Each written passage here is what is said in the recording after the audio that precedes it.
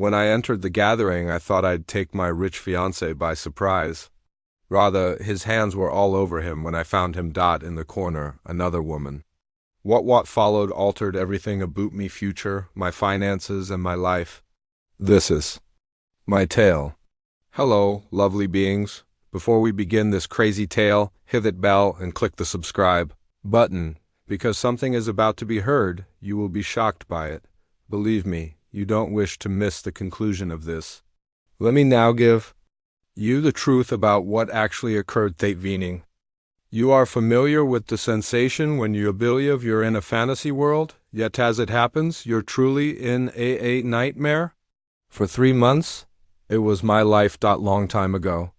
My name is Kesha, and I believed I had everything worked out. David and I were engaged. Mitchell, a billionaire in technology with over $2 billion.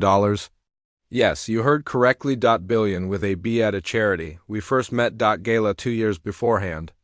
I was present, speaking on behalf of the NGO where I served as a coordinator for programs, and he was the main speaker. I will never remember how he gazed at me during that packed room.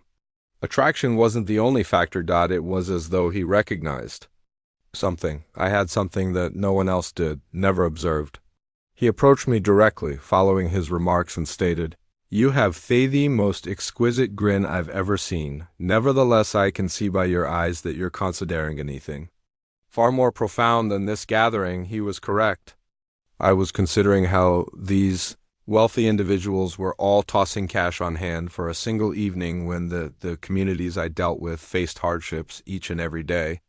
However, David appeared distinct. When I spoke, he listened about my job, my aspirations, and my dissatisfaction with the system. He didn't simply nod courteously, as most rich men do while discussing actual problems. Hemed Notes inquired, and a few weeks later, he gave $500,000 bucks to our company. After 8 months, a proposition was made. Imagine this. A private aircraft bound for Paris, eating supper atop the Eiffel Tower, and an expensive ring compared to most homes of individuals. The rock was so large that I could hardly raise my hand. David Recevic kneeled down and murmured, "Kesha, you'll inspire me to become the man I've never met. I might be. Will you wed me?" I said, "Yes, but in retrospect, I believe I was embracing the fantasy rather than the guy, since you're a female from the Chicago's South Side who was raised in a home with a single parent and the millionaire claims to adore you. It's challenging to think clearly. It's challenging to identify the warning signs when they're being waved from behind high-end drapes. The scarlet, but there were flags." This was Davis' thought of giving me the impression that I was the most significant individual on the planet when we were by ourselves. However, when we were present as companions, his business associates, he felt invisible, family. He would present him his gorgeous fiancée, but never discussed my job, my studies, and my thoughts. I was a gorgeous accessory, brown-faced to give him a forward-thinking appearance as well as worldly. However, I choose to disregard all of it, because I believed I loved him, and I believed that he loved me. I believed that we were constructing a tangible product together. I incorrectly believed. The entire night change was meant to be unique. My Carmen, the girl, was hosting a housewarming party in her new penthouse for a party. She simply a significant advancement in her legal firm, and I was really pleased with her. David was scheduled to leave town on business, but the cancellation of his appointment last minute. I assumed it would be deal to take him by surprise and take him to get to know my buddies more. I worked for 3 hours preparing. I wanted to appear flawless for him, not just for the party. I wearing this gorgeous black gown that I got a birthday present from David. In addition to the diamond earring he had presented to me for Christmas. I checked the mirror and felt stunning, self-assured. I'm eager to impress my pals with my boyfriend. I made 3 calls to David on my way there gathering. Every call goes directly to voicemail. Maybe he was busy, I thought, speaking with investors. Over the phone in Anatherdum Zone, he was used to that. His something was constantly ringing on the phone, anything that was urgent and couldn't wait, something more significant than everything we were acting. Carmen's structure was on off the glass. Skyscrapers that come into contact with Desky, clean, and contemporary. The doorman recognized me by name since I had visited that place, assisting Carmen with her relocation the previous week. The 40th floor lift trip felt as if it took an eternity. I was thrilled, anxious, and rather arrogant. Too anticipated seeing David's face when he entered. The celebration was already fully booked. Swing when I got there. Carmen was no longer there. Complete. A bar that is open, catered meals, and the works. DJ. The space was crowded with prosperous black professionals, the type those individuals who were altering the rules in their sectors. This was my neighborhood. I wanted David to visit my folks, this aspect of my life. I went through throng, greeting friends, taking in praise about my clothing, looking around for David. Carmen took hold of my arm and dragged me in the direction of the kitchen. You look, girl. Fantastic. Your dude is where?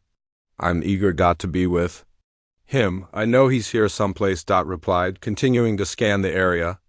I desired to startle him. I saw him at that point. Past the throng, close to the ground windows in the ceiling that looked out over Thessaly. He wasn't alone himself, yet he was there, a woman I'd seen standing next to him, never previously seen. Too near, too personal near. She placed her hand on his chest, and he placed his hand on her lower back. They were examining one another's eyes as if there were just the two of them in Thespace. Actually, I felt my heart stop. Halt, as if someone had inserted their hand inside. Michest, and gave it such a firm push that nothing was able to enter or exit. The noises off the gathering vanished. The tunes, the sound of drinks clinking and laughing. Everything became to white noise. I could concentrate on my fiancé, who I was expected to tie the knot in 4 months, holding another female. As if she were his entire world. I remained still for what seemed like hours, although it was very likely just seconds, attempting to comprehend what I was witnessing. It may have been business. Perhaps she was a customer. Perhaps they were only conversing. Andy was interpreting things incorrectly.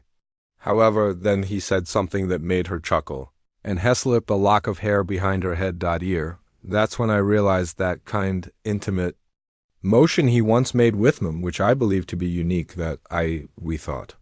I had already shifted my feet. My mind might catch up. I strolled through the throng as though I were in a trance.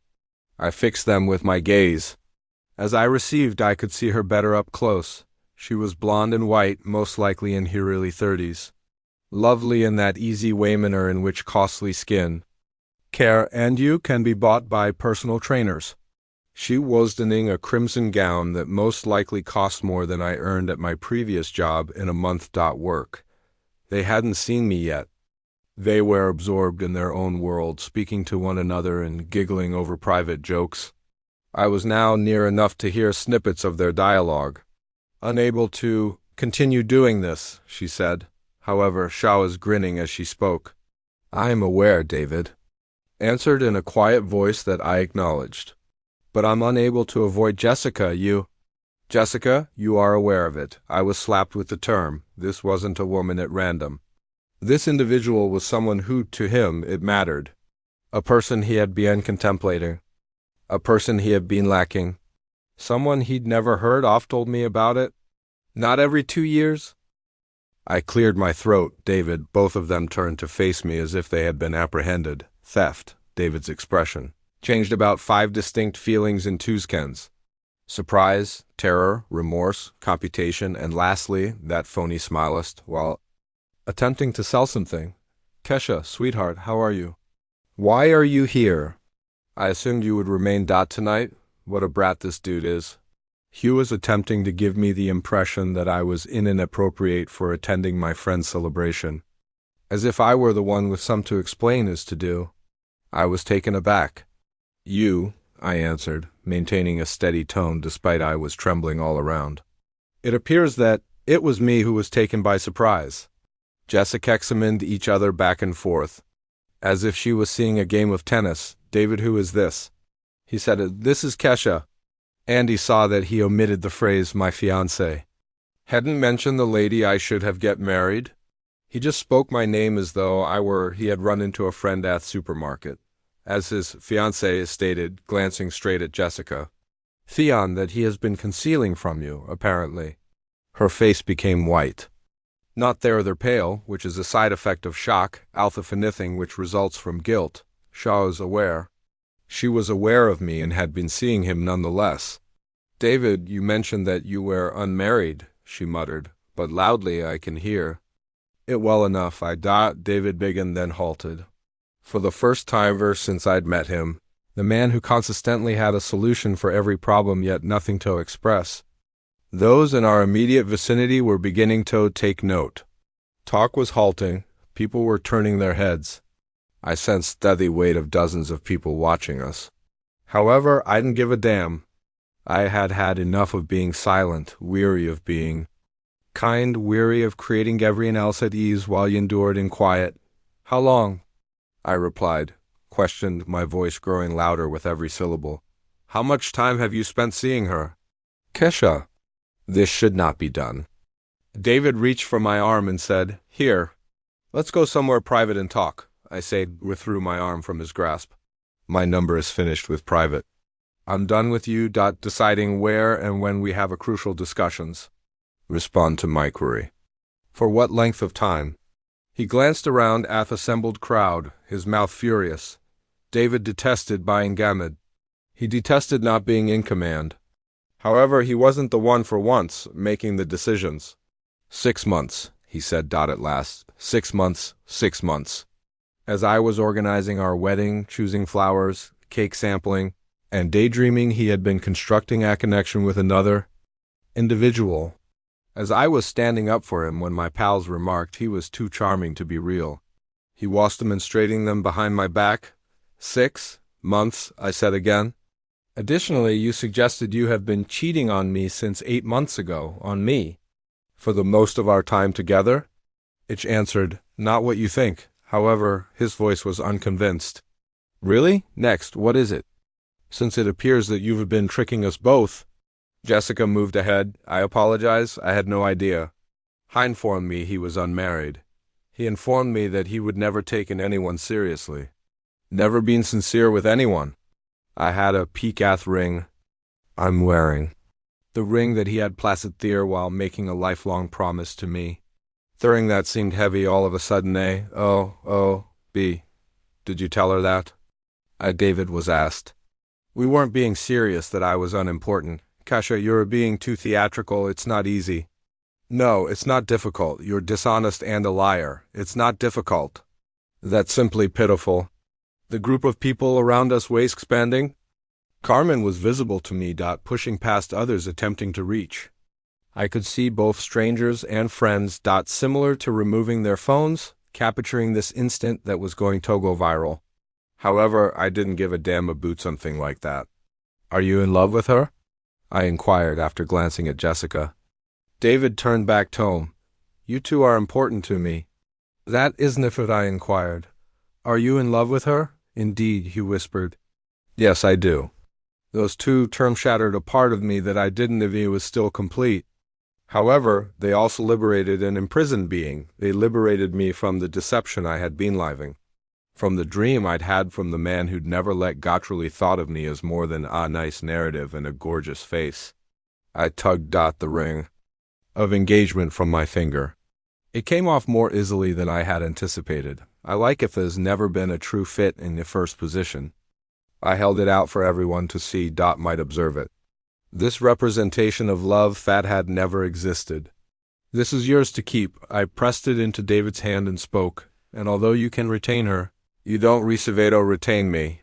David's expression shifted. Something took the place of the guilt. Tougher, meaner. All well, but don't believe me or taking anything else with you. My name is on the flat lease. I own the automobile.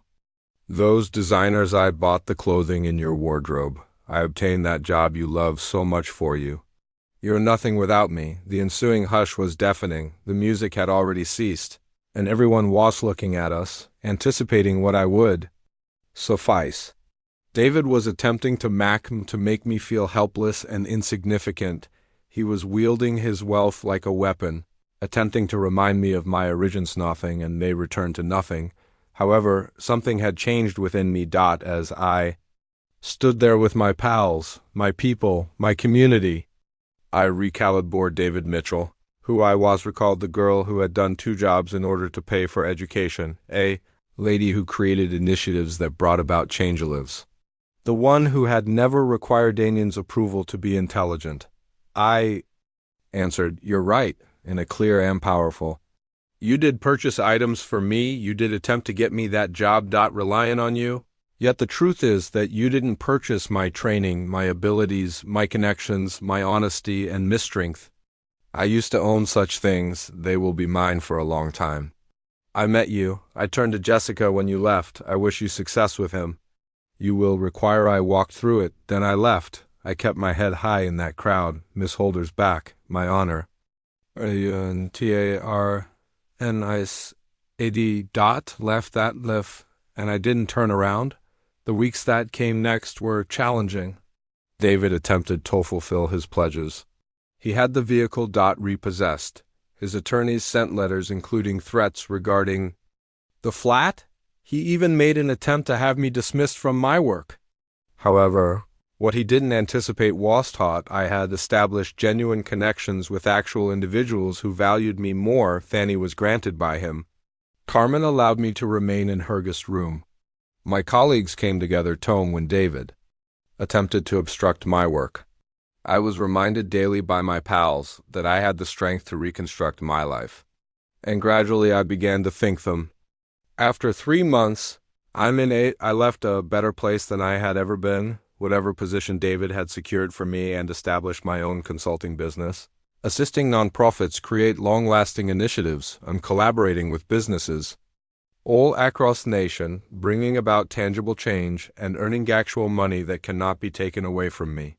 Common friends informed me of this, that David and Jessica's relationship and collapsed 2 weeks following the celebration. It seems that she understood that a guy who betrays his fiancé would additionally cheat on her. Who would have a thought? His company suffered when it turns out that the tale went viral. Investors dislike making investments behind someone who degrades others in public. Women. She doesn't realize that karma exists. Play. The nicest thing is that I'm content. Genuinely delighted. I'm not looking at my phone every 5 minutes while you wait for somebody else to confirm my value. I'm avoiding being overly cautious. Not good enough to be loved. Reducing myself to make myself fit someone else's notion of my ideal self. Discovered that true love isn't accompanied by conditions. It is not accompanied by angers. It doesn't require you to make a decision. In between your safety and your honor, genuine love recognizes you, cherishes you, and encourages you. True love doesn't conceal you. From the globe. It displays you with pride. Ladies, if you're in a predicament where a person spends their money, their relationships, or their ability to regulate you, please understand that you are more valuable than what they're providing. You are not something that can be purchased, and you are not a trophy to be sold. Shown when practical and concealed otherwise. You are whole, a wonderful individual deserving of affection for who you are rather than what you are capable of. Someone else. Refuse to be persuaded that in order for you to succeed, to feel content or complete, you had worth prior to their arrival in your life. Additionally, you will be valuable long after their lost. Your value is not established by the amount in another person's bank account or the cost of the presents they purchase for you. Have faith in your gut. If something feels most likely, it is incorrect. If someone is implying that you are insufficient, trust them. Then look for someone who is aware that you are more than sufficient. If you are being asked to go smaller, you can let them alone if they feel larger. We didn't come here to get smaller. Never allow anyone to make you feel that way. Ladies, tiny do of their financial situation. Their value doesn't determine yours. Wallet. If you were moved by this tale, kindly give this video a like and forward it to. This message has to be heard by someone.